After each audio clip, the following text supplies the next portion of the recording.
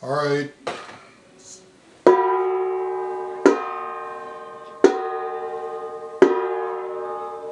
Greetings, Oitlins, and greetings, lambs. This is about Hitler's occupation of Denmark and France. Okay. First place, people with the name of Hitler in Austria and other parts of Europe are Jews. Adolf Hitler was a Rothschild. He was kin to the Roosevelt family. Before National Socialism was invented for the purpose of causing the Jews of Germany to relocate into Judea, which they didn't want to do because they were well treated in Germany. They were felt at home and comfortable there, so they didn't want to go to some desert and fight against neighbors there. So they had to be driven there. They had to be made to be uncomfortable. So National Socialism was invented also to prevent them from communism was useful in Russia for separating the parents from the children, because the parents refused to convert to Roman Catholicism. So the Jesuits used their experiences in Paraguay to create a similar situation in Russia, so that generations later they would be able to switch back from atheism into Romanism. Hopefully, that was their goal. The parents were so stubborn they insisted on being Orthodox. So both Hitler and Mussolini were communists before their overlords decided to use fascism in Italy and Germany.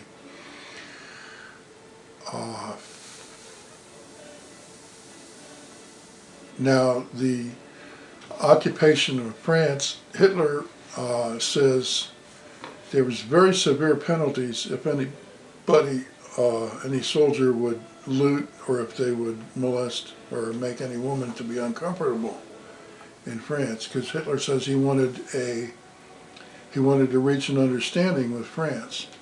Now, obviously, he didn't annex France. He didn't want to. He didn't annex Germany. The whole idea that he had goals of world conquest was wartime propaganda underneath the Roosevelt administration. It was not true, obviously, because he didn't try to annex Denmark. He didn't try to annex France.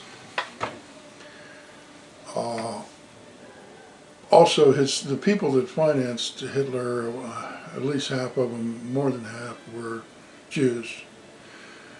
The Bank of England was the Rothschild Bank, and then there were Jewish bankers in Germany that David Irving found someone, a journalist,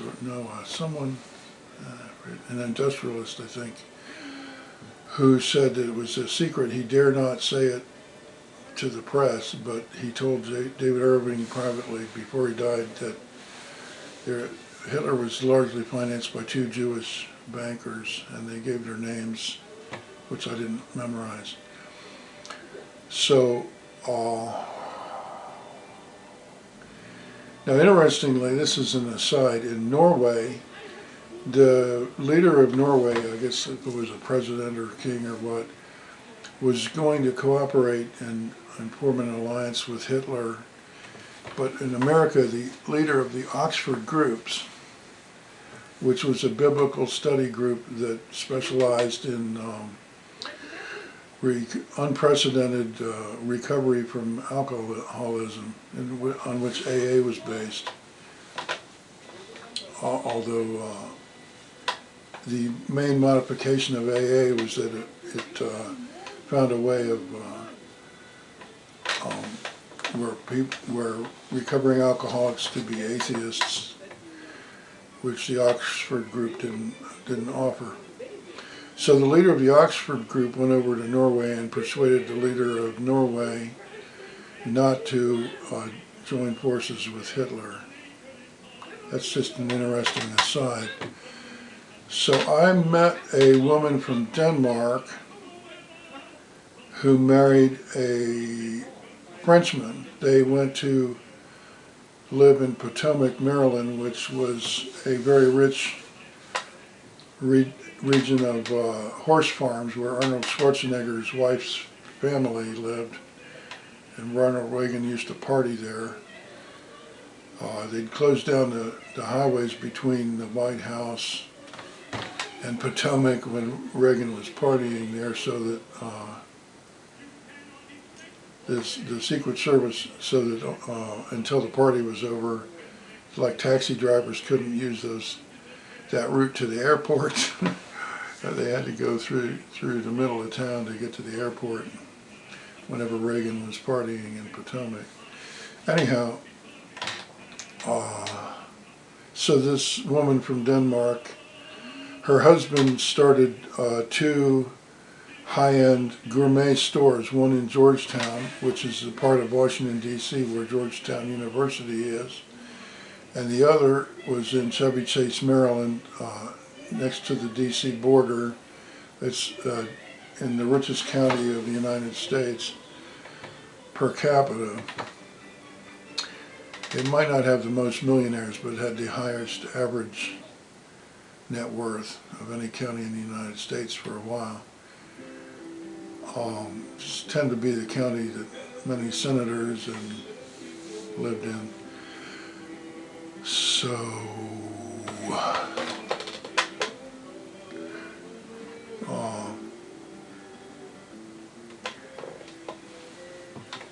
they had the 2 stores.